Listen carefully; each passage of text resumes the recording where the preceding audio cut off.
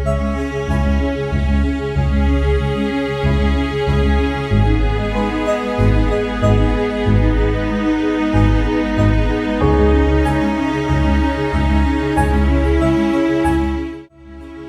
আমরা কৃত্রিম বুদ্ধিমত্তা এআই ব্যবহার করছি প্রতিদিন। চ্যাটবট, ভয়েস অ্যাসিস্ট্যান্ট, সক্রিয়কারী, চিত্র বা ভিডিও সম্পাদনা, এমনকি আমাদের ফোনের ক্যামেরা স্মার্ট ফিচারেও এআই কাজ করছে। কিন্তু কখনো ভেবে দেখেছেন এআই কিভাবে এলো? কে প্রথমে এটি আবিষ্কার করলো? কবে থেকে এটি ব্যবহার শুরু হলো? আসুন আজকের ভিডিওতে এটি জেনে নিই। কৃত্রিম বুদ্ধিমত্তার ধারণাটি প্রথম আসে 1950 সালে। বিখ্যাত গণিতবিদ ও কম্পিউটার বিজ্ঞানী অ্যালান টুরিং প্রথমবারের মতো প্রশ্ন তুলেছিলেন, মেশিন কি মানুষের মতো চিন্তা করতে পারে? তিনি একটি পরীক্ষা তৈরি করেন যা আজ টুরিং টেস্ট নামে পরিচিত। এই পরীক্ষার মাধ্যমে বোঝা যায় একটি মেশিন কতটা মানুষের মতো চিন্তা করতে পারে। এরপর 1956 সালে আমেরিকার ডার্টমাউথ কলেজে একদল বিজ্ঞানী কৃত্রিম বুদ্ধিমত্তার উপর একটি বিশেষ সম্মেলনের আয়োজন করে। এই সম্মেলনে কৃত্রিম বুদ্ধিমত্তাকে একটি গবেষণা ক্ষেত্র হিসেবে প্রতিষ্ঠা করেন এবং আর্টিফিশিয়াল ইন্টেলিজেন্স এআই শব্দটি প্রথমবার ব্যবহৃত করা হয়। এজন্য 1956 সালকে কৃত্রিম বুদ্ধিমত্তার জন্মবছর বলা হয়। 1950 দশকের শেষ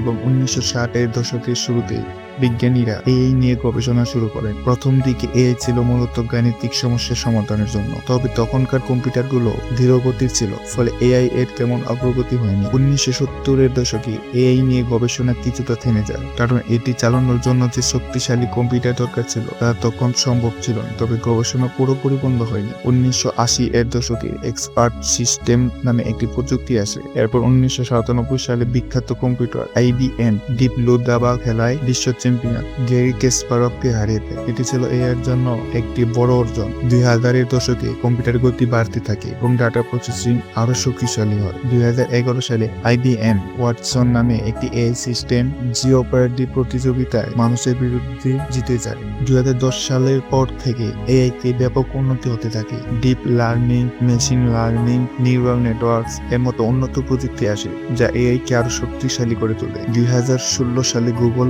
ডিপমাইন্ড এর তৈরি আলফাগো নামের এই সিস্টেম গো খেলায় বিশ্বের সেরা খেলোয়াড়কে হারিয়ে দেয়। বর্তমানে chat GPT, Google bird, Midjourney এর মতো এআই টুলস তৈরি হয়েছে যা মানুষের মতো লেখা তৈরি করতে পারে, ছবি আঁকতে পারে, এমনকি ভিডিও সম্পাদনাও করতে পারে। ভবিষ্যতে এআই আরো উন্নত হবে এবং মহাকাশ গবেষণা, সক্রিয় গাড়ি, রোবট ব্যবসা এবং দৈনন্দিন জীবনে প্রায় সব ক্ষেত্রে গুরুত্বপূর্ণ ভূমিকা রাখে। তবে এর সঠিক ব্যবহারের দিকেও আমাদের খেয়াল রাখতে হবে, যাতে এটি মানুষের জন্য উপকারী হয়।